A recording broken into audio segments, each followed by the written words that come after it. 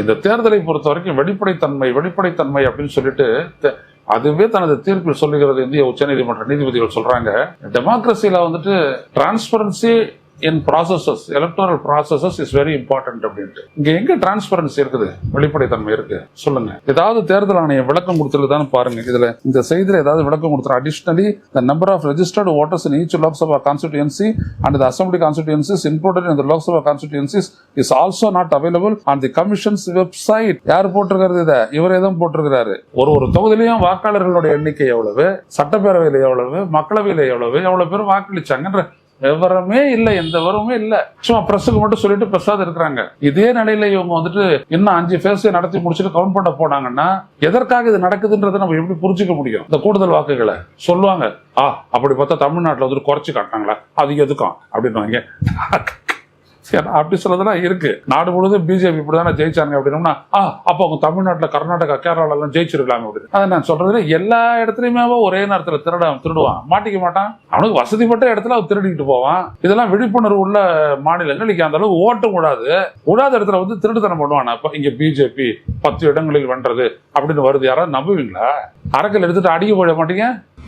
ஆனா இந்த முறை முதற்கட்ட வாக்குப்பதிவு தமிழ்நாட்டை எடுத்துக்கொண்டால் பல தொகுதிகளில் இவ்வாறு திருத்தப்பட்டு மொத்த வாக்குப்பதிவு நிலவரமும் மாற்றப்பட்டு அறிவிக்கப்பட்டது. எவ்வளவு? 3வது நாள் அறிவிக்கப்பட்டது. அப்ப இந்த 3வது நாள் அறிவிக்கப்பட்ட வாக்குப்பதிவு விவரங்கள் ஏன் இவ்வளவு தாமதம்னு சொல்லும் போது, அப்போ நீங்க அன்னைக்கு தேர்தல் அன்னைக்கு அறிவிச்சீங்களா 2 மணி நேரத்துக்கு ஒரு முறை, அதெல்லாம் என்ன அப்படின்னு கேட்ட போது தேர்தல் ஆணையர், இங்க தமிழ்நாடு தேர்தல் அதிகாரி என்ன சொன்னார்னா, ஒவ்வொரு வாக்குப்பதிவு மையத்திலையும் வாக்குச்சாவடியிலும் இருக்கக்கூடிய தேர்தல் வாக்குப்பதிவு அதிகாரி அங்கங்க அவ்வப்போது பதிவாகக்கூடிய வாக்குகளை ஒரு ஆப்ல வந்துட்டு ரெஜிஸ்டர் பண்ணி எங்களுக்கு அனுப்புவாங்க. ஆனா அது நாங்க கட்டாயம் இல்லைன்னு சொல்லிட்டோம். அதனால பல இடங்கள்ல இருந்து வரல. அதெல்லாம் வந்ததை வச்சு இப்ப தொகுத்து இப்ப நாங்க சொல்றோம். அதனாலதான் வந்துட்டு முதல்ல இன்க்ரீஸ் ஆச்சுன்னாங்க, அப்புறம் பார்த்தா 3% மேல குறைஞ்சு போச்சு அப்படி சொல்லிட்டு காட்டினாங்க. 69 காட்டினாங்க. இப்ப ஒட்டுமொத்தமா நாடு முழுவதும் நடந்த 121 தொகுதிகளுக்கு நடந்த தேர்தலில் பதிவான வாக்குகள் விவரங்களையும் தேர்தல் ஆணையம் குறைச்சிருக்குது. ஆனா 2ஆம் கட்ட தேர்தலில் பதிவான வாக்குகளை வந்துட்டு அதிகரிச்சிருக்குது. எந்த அளவுக்கு அதிகரித்திருக்கின்றது என்றால் 5.75 விழுக்காடு அளவிற்கு அதிகரித்திருக்கிறது. இதுல இங்க குறிப்பிடத்தக்க ஒரு விவரம் என்னன்னீங்கன்னா, இது ஒட்டுமொத்த டர்ன் அவுட் எவ்வளவு பேர் வந்தாங்க, அந்த கட்டத்துல வாக்களிச்சாங்கன்ற விவரம் தான் வந்திருக்க ஒழிய தொகுதி வாரியாக ஒவ்வொரு தொகுதியிலையும் எவ்வளவு வாக்குகள் பதிவாச்சு, எவ்வளவு வாக்காளர்கள் இருந்தாங்க, எவ்வளவு வாக்கு பதிவாச்சு என்கின்ற விவரத்தை இதுவரை தேர்தல் ஆணையம் தனது இணையதளத்தில் பதிவேற்றம் செய்யவில்லை. இதுதான் இன்னொரு பெரிய ஆச்சரியம், வேடிக்கை, வினோதம், அதிர்ச்சி. எப்படி இருக்குது பாருங்க. அப்ப இவங்க வந்துட்டு கன்சாலிடேட் பண்ணி அறிவிச்சாங்களா? தொகுதி வயசு தானே பண்ணிருக்கணும். தென் சென்னை, மத்திய சென்னை, வட சென்னை, ஸ்ரீபெரும்புதூர், திருவள்ளூர், காஞ்சிபுரம், அரக்கோணம், இப்படிதானே வந்துட்டு எல்லாத்தையும் இது பண்ணணும். ஆனா அந்த விவரத்தையும் இது வரைக்கும் வெளியிடல. அந்த கன்சாலிடேட்டட் இந்த ஃபேஸ்ல இவ்வளவு ஆயிருக்குன்னு தான் சொல்றாங்களே ஒழிய, அப்பதான் நம்மளுக்கு கண்டுபிடிக்க முடியும். தொகுதி வைஸ் போட்டாதான் எந்த இடத்துல இது அங்க இன்க்ரீஸ் ஆச்சு, எங்க இது டிக்ரீஸ் ஆச்சுன்னு கண்டுபிடிக்கலாம். ஆனா அது கண்டுபிடிக்கக்கூடிய வாய்ப்பே கிடைக்கல. நல்லா புரிஞ்சுக்கோங்க. இது ஏதோ தேர்தல் ஆணையம் வந்துட்டு தடுமாறுது. ஏன் தடுமாறணும்? எலக்ட்ரானிக்ஸ், சிம்பிள் ஓட்டிங், நீதிமன்றம் அப்படியே சும்மா ஆக்வலேட்ஸ் அள்ளி வீசிச்சு அவங்க மேல பாராட்டுரை, நாங்கெல்லாம் சேர்த்து உங்களெல்லாம் நம்பணும் என்றெல்லாம் சொல்லிச்சு. எங்க இருந்து நம்புறது? தூத்துக்குடியில மட்டும் போலான ஓட்டு நீங்க எது சொன்னீங்களோ கிட்டத்தட்ட 79 நீங்க, அதுக்கப்புறம் 69 10% நீங்க வந்துட்டு குறைச்சிங்க. இதெல்லாம் சரி பண்றதா?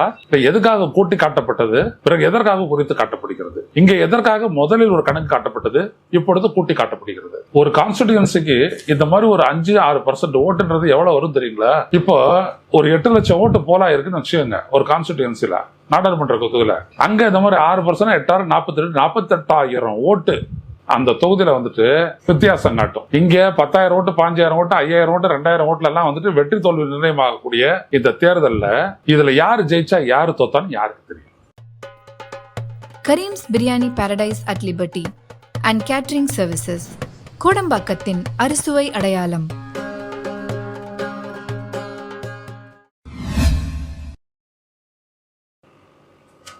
வணக்கம் தோழர்களே. புருஷ செய்திகளின் வாயிலாக இன்று மீண்டும் உங்களை சந்திப்பதில் பெரும் மகிழ்ச்சி அடைகின்றேன். இந்திய தலைமை தேர்தல் ஆணையம் கடந்த 2 கட்டங்களாக நாடு முழுவதும் நடந்த தேர்தலில் பதிவான வாக்கு விவரங்களை மீண்டும் திருத்தி வெளியிட்டிருக்கிறது. முதற்கட்ட தேர்தல் ஏப்ரல் 19ஆம் தேதி நடந்தது. ஒரு வாரம் கழித்து ஏப்ரல் 26ஆம் தேதி சென்ற வெள்ளிக்கிழமை மேலும் 88 தொகுதிகளில் 2ஆம் கட்ட வாக்குப்பதிவு நடந்தது. முதற்கட்ட வாக்குப்பதிவில் எவ்வளவு வாக்குகள் பதிவாகின என்பதையெல்லாம் ஏற்கனவே சரிபார்த்து அறிவித்து விட்டார்கள். அதன் பிறகு இரண்டாம் கட்ட வாக்குப்பதிவில் எவ்வளவு வாக்குகள் பதிவாகின என்ப விவரங்களும் வெளிவந்து விட்டன. திடீரென்று நேற்று மறுபடியும் அந்த விவரங்களை மறுபடியும் சரிபார்த்து வெளியிட்டதாக கூறி தேர்தல் ஆணையம் புதிய விவரங்களை வெளியிட்டிருக்கிறது. இதன்படி பார்த்தால் முதற்கட்ட தேர்தலில் 121 தொகுதிகளுக்கு நடந்த அந்த முதற்கட்ட தேர்தலில் பதிவான வாக்குகள் விவரம் 66.14 என்றும், இப்பொழுது இரண்டாம் கட்ட தேர்தலில் நடந்து முடிந்த இரண்டாம் கட்ட தேர்தலில் பதிவான வாக்குகள் விவரம் 66.7 விழுக்காடு என்றும் குறித்திருக்கிறது. இது மிகப்பெரிய அளவில் அரசியல் வட்டாரங்களில் இந்த தேர்தலை கூர்ந்து கவனிப்போருடைய ஆச்சரியத்தையும் ஒரு அதிர்ச்சியுமே ஏற்படுத்தியிருக்கிறது. ஏனென்றால் இப்படியெல்லாம் முன்ன எப்போது நடந்தது இல்லை. முன்னெல்லாம் எப்படி நடக்கும்? தேர்தல் முடிஞ்ச உடனே ஒரு வாக்குப்பதிவு நிலவரம், அதை 2 மணி நேரத்துக்கு ஒரு முறை கொடுக்கறதும் இல்லாம வாக்குப்பதிவு முடிஞ்சிட்ட உடனே ஒரு 7 மணி போல 8 மணி போல ஒரு முடிவு வரும். அதன் பிறகு மறுநாள் காத்தால ஒரு 10 மணி போல தேர்தல் ஆணையமே, தலைமை தேர்தல் ஆணையமே சரியாக கன்சாலிடேட் பண்ணி எல்லா விவரம் வந்துருச்சு அப்படின்னு சொல்லிட்டு ஒரு வாக்குப்பதிவு விவரத்தை சொல்லும். அதுக்கப்புறம் அது திருத்தப்பட்டதோ மாற்றப்பட்டதோ எதுவுமே நிகழாது. ஆனா இந்த முறை முதற்கட்ட வாக்குப்பதிவு தமிழ்நாட்டை எடுத்துக்கொண்டால் பல தொகுதிகளில் இவ்வாறு திருத்தப்பட்டு மொத்த வாக்குப்பதிவு நிலவரமும் மாற்றப்பட்டு அறிவிக்கப்பட்டது. எவ்வளவு? 3வது நாள் அறிவிக்கப்பட்டது. அப்ப இந்த 3வது நாள் அறிவிக்கப்பட்ட வாக்குப்பதிவு விவரங்கள் ஏன் இவ்வளவு தாமதம்னு சொல்லும் போது, அப்போ நீங்க அன்னைக்கு தேர்தல் அன்னைக்கு அறிவிச்சிங்களா 2 மணி நேரத்துக்கு ஒரு முறை, அதெல்லாம் என்ன அப்படின்னு கேட்ட போது தேர்தல் ஆணையர், இங்க தமிழ்நாடு தேர்தல் அதிகாரி என்ன சொன்னார்னா, ஒவ்வொரு வாக்குப்பதிவு மையத்திலையும் வாக்குச்சாவடியில இருக்கக்கூடிய தேர்தல் வாக்குப்பதிவு அதிகாரி அங்கங்க அவ்வப்போது பதிவாகக்கூடிய வாக்குகளை ஒரு ஆப்ல வந்துட்டு ரெஜிஸ்டர் பண்ணி எங்களுக்கு அனுப்புவாங்க. ஆனா அது நாங்க கட்டாயம் இல்லைன்னு சொல்லிட்டோம். அதனால பல இடங்கள்ல இருந்து வரல. அதெல்லாம் வந்ததை வச்சு இப்ப தொகுத்து இப்ப நாங்க சொல்றோம். அதனாலதான் வந்துட்டு முதல்ல இன்க்ரீஸ் ஆச்சுன்னாங்க, அப்புறம் பார்த்தா 3% மேல குறைஞ்சு போச்சு அப்படின்னு சொல்லிட்டு காட்டினாங்க. 69% காட்டினாங்க. இப்ப ஒட்டுமொத்தமா நாடு முழுவதும் நடந்த 121 தொகுதிகளுக்கு நடந்த தேர்தலில் பதிவான வாக்குகள் விவரங்களையும் தேர்தல் ஆணையம் குறைச்சிருக்குது. ஆனா இரண்டாம் கட்ட தேர்தலில் பதிவான வாக்குகளை வந்துட்டு அதிகரிச்சிருக்குது. எந்த அளவுக்கு அதிகரித்திருக்கின்றது என்றால் 5.75 விழுக்காடு அளவிற்கு அதிகரித்திருக்கிறது. இதுதான் இப்பொழுது ஆச்சரியத்தை ஏற்படுத்துகிறது. ஏனென்றால் 5.75 விழுக்காடு 88 தொகுதிகளில் மட்டும் என்றால் இது எப்படி நிகழ்ந்தது என்கின்ற கேள்வியும், ஏன் ஏற்பட்டது என்கின்ற, எவ்வாறு ஏற்படலாம் என்பதையும் இவர்கள் இந்த தேர்தல் ஆணையத்தில் விளக்கப்படவே இல்லை. இதுல இங்க குறிப்பிடத்தக்க ஒரு விவரம் என்னன்னீங்கன்னா, இது ஒட்டுமொத்த டர்ன் அவுட் எவ்வளவு பேர் வந்தாங்க, அந்த கட்டத்தில் வாக்களிச்சாங்கன்ற விவரம் தான் வந்திருக்க ஒழிய தொகுதி வாரியாக ஒவ்வொரு தொகுதியிலையும் எவ்வளவு வாக்குகள் பதிவாச்சு, எவ்வளவு வாக்காளர்கள் இருந்தாங்க, எவ்வளவு வாக்கு பதிவாச்சு என்கின்ற விவரத்தை இதுவரை தேர்தல் ஆணையம் தனது இணையதளத்தில் பதிவேற்றம் செய்யவில்லை. இதுதான் இன்னொரு பெரிய ஆச்சரியம், வேடிக்கை, வினோதம், அதிர்ச்சி. எப்படி இருக்குது பாருங்க.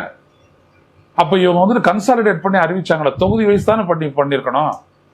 தென் சென்னை, மத்திய சென்னை, வட சென்னை, ஸ்ரீபெரும்புதூர், திருவள்ளூர், காஞ்சிபுரம், அரக்கோணம், இப்படிதானே வந்துட்டு எல்லாத்தையும் இது பண்ணி பண்ணணும். ஆனா அந்த விவரத்தையும் இது வரைக்கும் வெளியிடல. அந்த கன்சாலிடேட்டட் இந்த ஃபேஸ்ல இவ்வளவு ஆயிருக்கு தான் சொல்றாங்களே ஒழிய, அப்பதான் நம்மளுக்கு கண்டுபிடிக்க முடியும். தொகுதி வைஸ் போட்டாதான் எந்த இடத்துல இது இன்க்ரீஸ் ஆச்சு, எங்க இது டிக்ரீஸ் ஆச்சுன்னு கண்டுபிடிக்கலாம். ஆனா அது கண்டுபிடிக்கக்கூடிய வாய்ப்பே கிடைக்கல. எப்படி இருக்கு பாருங்க. பண்ணாமலேயே இவர்கள் அந்த கட்டத்தில் நடந்த மொத்த வாக்குப்பதிவு விவரத்தை வெளியிடுகிறார்கள். இதுதான் இங்க சந்தேகம். இது பத்தி அவர் சொல்லும் பொழுது என்ன சொன்னாரு, இது தொடர்பாக apprehensions of manipulation of results continue as total voter numbers can be altered at the time of counting. இந்த மாதிரி தொகுதிகள் அடிப்படையில் தொகுதிகள் வாரியாக நீங்க வந்துட்டு அந்த எண்ணிக்கையை சொல்லாத இருந்தீங்க அப்படின்னோம்னா, இது வரைக்கும் சொல்லல, எண்ண போகும்போது இந்த கோல் போஸ்ட்டை மாற்றி வைக்கிற மாதிரி எண்ணிக்கையை மாற்றி சொல்றதுக்கு வாய்ப்பு இருக்குது அப்படின்னு சொல்லிட்டு மார்க்சிய கம்யூனிஸ்ட் கட்சி தலைவருடைய அகில இந்திய பொதுச் செயலாளர் சீதாராம் யெச்சூரி கேள்வி எழுப்பியிருக்கிறார். அவர் சொல்லியிருக்கின்றார், total number of votes in each constituency was always available on ECI website till 2014. 2014 வரைக்கும் இது நடந்துகிட்டு தான் இருந்தது. 2019 கூட நடந்துச்சு. ECI must be transparent and put out the data. அது வெளிப்படையாக தேர்தல் ஆணையம் இயங்க வேண்டும், இது தொடர்பான தரவுகளை உடனடியாக வெளியிட வேண்டும் என்று அவர் கேட்டிருக்கின்றார். Trinamool Congress leader Derek O'Brien said, 4 days after phase 2 ends, Election Commission releases final voting figures. A jump in the turnout of 5.7 point from what EC has released 4 days ago. Is this normal?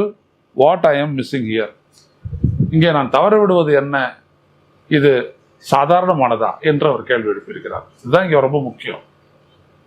இப்ப எந்த தொகுதியில் எவ்வளவு வாக்கு பதிவாகாதுன்னு தெரியாம ஒட்டுமொத்த வாக்கு இவ்வளவுதான் பதிவாயிருக்குது அப்படி சொல்றது என்ன விதமான நியாயம், என்ன விதமான வெளிப்படைத்தன்மை, என்ன விதமான கணக்கு? நல்லா புரிஞ்சுக்கோங்க. இது ஏதோ தேர்தல் ஆணையம் வந்துட்டு தடுமாறுது. ஏன் தடுமாறணும்? எலக்ட்ரானிக்ஸ், சிம்பிள் ஓட்டிங், நீதிமன்றம் அப்படியே சும்மா ஆக்வலேட்ஸ் அள்ளி அள்ளி வீசிச்சு அவங்க மேல பாராட்டுரை, நாங்கெல்லாம் சேர்ந்து உங்களெல்லாம் நம்பணும் என்றெல்லாம் சொல்லிச்சு. எங்க இருந்து நம்புறது? தூத்துக்குடியில மட்டும் போலான ஓட்டு நீங்க எது சொன்னீங்களோ கிட்டத்தட்ட 79 நீங்க, அதுக்கப்புறம் 69 10% நீங்க வந்துட்டு குறைச்சிங்க. இதெல்லாம் சரி பண்றதா? எதுக்காக கூட்டி காட்டப்பட்டது, பிறகு எதற்காக குறித்து காட்டப்படுகிறது? இங்க எதற்காக முதலில் ஒரு கணக்கு காட்டப்பட்டது, இப்பொழுது கூட்டி காட்டப்படுகிறது? ஒரு கான்ஸ்டிடியூன்சிக்கு இந்த மாதிரி ஒரு 5-6% ஓட்டுன்றது எவ்வளவு வரும் தெரியுங்களா? இப்போ ஒரு 8 லட்சம் ஓட்டு போலா இருக்குன்னு வச்சுக்கோங்க ஒரு கான்ஸ்டிடியூன்சில, நாடாளுமன்ற தொகுதியில. அங்க இந்த மாதிரி 6% 8 42 48,000 ஓட்டு அந்த தொகுதியில வந்துட்டு வித்தியாசம் காட்டும். இங்க 10,000 ஓட்டு, 5,000 ஓட்டு, 5,000 ஓட்டு, 2,000 ஓட்டுல எல்லாம் வந்துட்டு வெற்றி தோல்வி நிர்ணயமாகக்கூடிய இந்த தேர்தல்ல இதுல யாரு ஜெயிச்சா யாரு தோத்தான்னு யாருக்கு தெரியும்? இதுதான் திமுகவை சார்ந்த அமைப்பு செயலாளர் பாரதி கேட்டாரு. இந்த எலக்ட்ரானிக் ஓட்டிங் மிஷின்ல வந்துட்டு 2% வரைக்கும் கணக்குல எரர் வரும்னு சொன்னாரு, சொல்லியிருக்கு தேர்தல் ஆணையம். அதான் அவர் கேட்கிறாரு, ஸ்ரீபெரும்புதூர் மாதிரி ஒரு தொகுதியில 25 லட்சம் ஓட்டு இருக்குது, அந்த இடத்துல வந்து 2% அது 50,000 ஓட்டு ஆகுது. இந்த 50,000 ஓட்டு இப்படியோ அப்படியோ யார் ஜெயிச்சது யாருன்னு எப்படி நிர்ணயிக்கும் அப்படின்னு சொல்லி கேட்டிருக்காரு. நியாயமான கேள்விதானே, யாரா இருந்தா என்ன? அப்போ ஏன் இதெல்லாம் நடக்குது மக்களே? அதுவும் இந்த தேர்தல் முடிவுகள் எல்லாம் ஆளுங்கட்சி எதிர்பார்த்த அளவிற்கு போகல அப்படின்ற ஒரு இடத்துல அன்னையில இருந்தே இந்த மாதிரி ஒரு குளறுபடி ஆரம்பிக்குது. 2019 சொல்லாதது ஏன்னா 2019 என்ன ஆச்சுன்னோம்னா இவங்க எல்லா விவரத்தையும் வந்து தேர்தல் ஆணையம் போட்டுச்சு. இப்போ நம்ம வந்துட்டு சொல்றோம், இந்த மாதிரி தொகுதி வாரியா பதிவான வாக்குகளுக்கும் எண்ணப்பட்ட வாக்குகளுக்கும் இடையே எவ்வளவு வித்தியாசம் ஏற்பட்டுச்சு அப்படின்னு நம்ம சொன்னோம் இல்லையா? என்னோட புத்தகத்துல 32வது பக்கத்துல இருந்து அது இருக்கு. அதுல சொல்லும் போது நீங்க பாத்தீங்க அப்படின்னம்னா, காஞ்சிபுரம் மக்களவை தொகுதி பதிவான வாக்குகள் 12,14,086, எண்ணப்பட்ட வாக்குகள் 12,32,417. அதாவது கூடுதலாக எண்ணப்பட்ட வாக்குகள் 18,331. இது என்ன குட்டி போட்டுச்சா? எப்படி இது? இதே மாதிரி தென் சென்னை, மத்திய சென்னை, அடுத்தது பாத்தீங்க அப்படின்னா ஸ்ரீபெரும்புதூர், அப்புறம் எங்க வேணாலும் ஹேமாரண்டி போட்டியிட்ட மதுரா தொகுதி, அதுக்கு அந்தாண்டு அஸ்ஸாம், எல்லா இடங்கள்லயும் மிசோரம், எங்க பார்த்தாலும் வந்திருக்குது. எப்படி இது?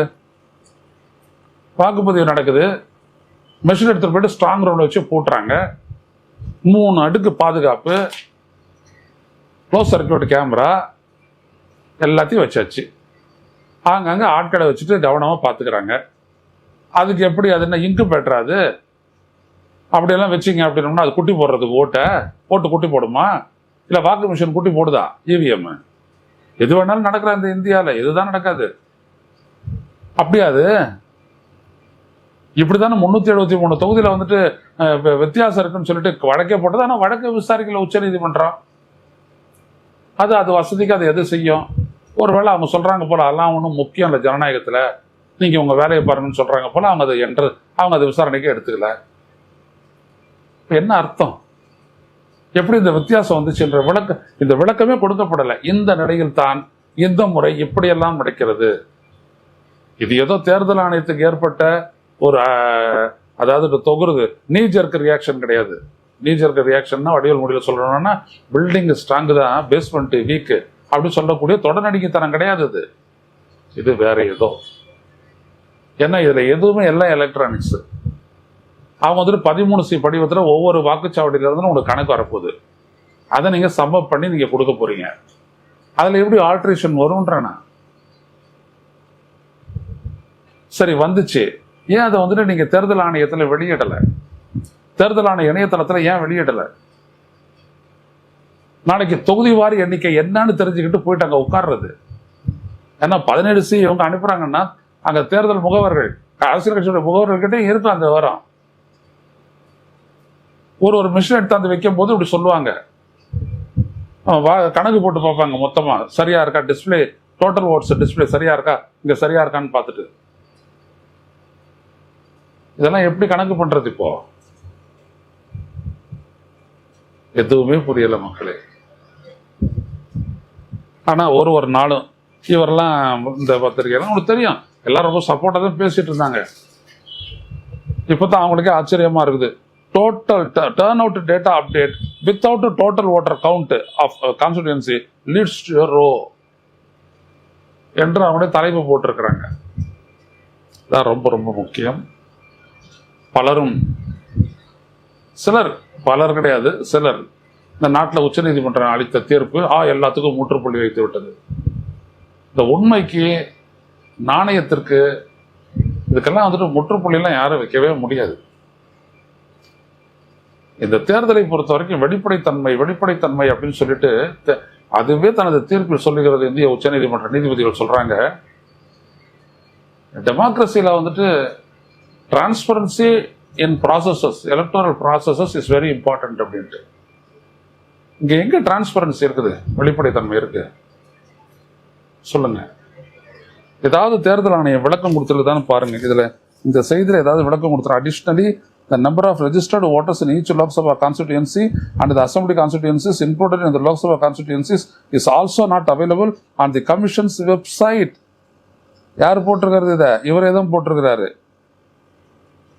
ஒரு தொகுதியிலையும் வாக்காளர்களுடைய எண்ணிக்கை எவ்வளவு, சட்டப்பேரவையில் எவ்வளவு, மக்களவையில் எவ்வளவு பேர் வாக்களிச்சாங்கன்ற விவரமே இல்லை, எந்த விவரமே இல்லை. சும்மா பிரஸுக்கு மட்டும் சொல்லிட்டு பிரசாத் இருக்கிறாங்க. இதே நிலையில இவங்க வந்துட்டு இன்னும் 5 ஃபேஸ் நடத்தி முடிச்சுட்டு கவுண்ட் பண்ண போனாங்கன்னா எதற்காக இது நடக்குதுன்றதை நம்ம எப்படி புரிஞ்சுக்க முடியும்? இந்த கூடுதல் வாக்குகளை சொல்லுவாங்க. அப்படி பார்த்தா தமிழ்நாட்டில் வந்துட்டு குறைச்சி காட்டினாங்களா, அது எதுக்கும் அப்படின்வாங்க. அப்படி சொல்லதெல்லாம் இருக்கு. நாடு முழுவதும் பிஜேபி இப்படிதானே ஜெயிச்சாங்க அப்படின்னோம்னா அப்போ அவங்க தமிழ்நாட்டில், கர்நாடகா, கேரளாலாம் ஜெயிச்சிருக்கலாங்க அப்படின்னு. அதை நான் சொல்றதுல எல்லா இடத்துலையுமே ஒரே நேரத்தில் திருடுவான், மாட்டிக்க மாட்டான். அவனுக்கு வசதிப்பட்ட இடத்துல அவன் திருடிக்கிட்டு போவான். இதெல்லாம் விழிப்புணர்வு உள்ள மாநிலங்கள் இங்கே அந்த அளவுக்கு ஓட்டம் விடாத இடத்துல வந்து திருடுத்தனம் பண்ணுவானா? அப்ப இங்க பிஜேபி 10 இடங்களில் வென்றது அப்படின்னு வருது, யாராவது நம்புவீங்களா? அரக்கல் எடுத்துட்டு அடிக்க போட மாட்டீங்க இல்லையா? இப்ப நாடு முழுவதும் இப்படிதான் நிலைமை போல. அதனாலதான் இப்படி எல்லாம் நடக்குது. அந்த மாதிரி இதுக்கும் கேட்பாங்க, தமிழ்நாட்டில் குறைச்சி காட்டலையாங்க போ அப்படின்ட்டு. முதல்ல கூட்டி தான் காட்டீங்க, அதுக்கப்புறம் ஏன் குறைச்சி காட்டுறீங்க? கூட்டி காட்டுவது எதற்கு, பிறகு குறைத்தது எதற்கு? யாருமே ஒழுங்கான விளக்கத்தை வேற கொடுக்கல. நான் தான் அந்த கேள்வி எடுப்புறேன். அங்க அதுக்குன்னு ஒரு ஆப் இருக்குது, அந்த ஆப்பை ஃபில்அப் பண்ணி அனுப்ப போறாங்க. அதுக்கப்புறம் 17C இருக்குது. ஏதாவது கரெக்ஷன்னா அதோட முடிஞ்சு போச்சு. 10 நாளைக்கு அப்புறம் மறுபடியும் கரெக்ஷன் என்ன அர்த்தம்? அப்புறம் 3வது ஃபேஸ் முடிச்சுட்ட உடனே 20 நாளுக்கு அப்புறம் இன்னொரு கரெக்ஷன் கொடுப்பீங்களா நீங்க? இதெல்லாம் என்னது? இப்ப 5.75 ஓட்டு இந்த 2வது ஃபேஸ்ல கூடுதலா ஆயிருக்கு அப்படின்னோம்னா அது எத்தனை லட்சம் ஓட்டு? அது 88 தொகுதியிலும் பதிவான வாக்குகள் எவ்வளவு? யோசிச்சு பாருங்க, அதில் 6% எவ்வளோ வருதுன்னு பாருங்க. நீங்க தலை சுத்தம், ஐயோ இதில் ஏதோ இருக்குப்பா அப்படின்ட்டு. பரவாயில்ல, எதையோ மறைக்க நினைக்கிறாங்க, ஏதோ ஒன்று வெளிப்படுது, நம்ம இதை ஆராய்வோம், இதனை தொடர்ந்து நம்ம செல்லுவோம். ஆனால் ஒரு விடையை நான் நீதிமன்றத்தை நோக்கி கேட்குறேன். நீதிபதிகளே, நீங்களும் இந்த பேப்பரை படிச்சிருப்பீங்க, ஏதோ ஏதோ வேற மற்ற பேப்பர் இது வந்திருக்கும். இதெல்லாம் என்னதுன்னு நீங்க நினைக்கிறீங்க? இதுல ஏதாவது வெளிப்படைத்தன்மை இருக்குதா? தொகுதிகளினுடைய வாக்கு எண்ணிக்கை விவரங்களை வெளியிடாமல் மொத்த வாக்குகள் பதிவானவை அப்படின்றதெல்லாம் வெளியிடாமல் ஒட்டுமொத்த பதிவை மட்டும் சொல்லுவது எதற்காக? இதுல வெளிப்படைத்தன்மை இருக்கா? தேர்தல் ஆணையம் செயல்படுதா? அப்படிதான் செயல்படுதா? வெளிப்படைத்தன்மையோட செயல்படுதா? நீதிபதிகளை இப்ப நீங்க சொல்லுங்க. உங்களை நோக்கி தான் நிறைய கேள்விகள் வரும். ஏன்னா நீங்க தான் ரொம்ப நம்பி அவங்களை கொடுத்தீங்க எல்லாத்தையுமே. மீண்டும் சந்திப்போம். நன்றி, வணக்கம். ஊடகம் கார்ப்பரேட் அரசியல்வாதிகளின் கைப்பாவையாக அடிமைகளாக இருந்தது போதும், இனி சாட்டை எடுத்து சுழற்றும் நேரம் வந்துவிட்டது. ஊடகம் பொதுமக்களாகிய உங்களுக்காக, உங்களாலேயே இயக்கப்பட வேண்டும். ஊடக சுதந்திரத்திற்காக உங்களின் பங்களிப்பை இன்றே அளித்திடுங்கள்.